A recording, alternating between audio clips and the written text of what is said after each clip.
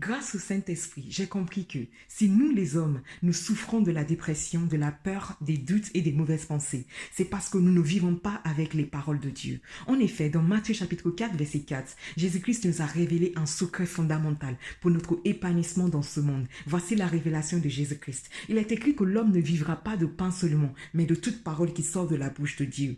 Hier, j'étais vraiment fatiguée de constater que je suis toujours au même endroit depuis 5 ans.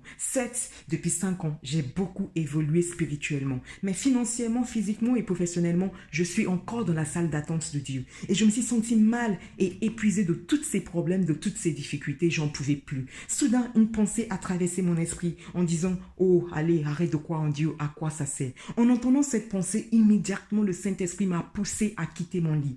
Il m'a rappelé de la parole de Dieu qui est marquée dans Psaume chapitre 18, verset 31, qui dit que les voies de Dieu sont parfaites. Ce qui signifie que là où je suis actuellement, Dieu sait exactement pourquoi je suis là. Et il y a une raison. Et ensuite, la parole de Dieu dans Psaume chapitre 18, verset 31 continue en disant que la parole de l'Éternel est éprouvée. Il est un bouclier pour tous ceux qui se confient en lui. Ce qui signifie que je dois me confier à la parole de Dieu. Je dois utiliser la parole de Dieu pour empêcher cet esprit de dépression qui voulait absolument s'installer en moi. Ensuite, le Saint-Esprit m'a dirigé vers Ésaïe chapitre 12, verset 2 qui dit que Éternel est mon sauveur. Éternel est ma délivrance. Je lui fais confiance et je n'ai pas peur. Ensuite, le Saint-Esprit m'a dirigé vers Psaume 23 qui dit que Éternel est mon berger et je ne manquerai de rien. Enfin, le Saint-Esprit m'a dirigé vers Jérémie 31 qui dit que Éternel m'aime avec un amour éternel et qui me réserve sa bonté, ce qui signifie que Dieu est avec moi et Dieu est pour moi. En disant toutes ces paroles, en déclarant toutes ces paroles de Dieu, immédiatement j'ai senti en moi la force de Dieu se renouveler en moi.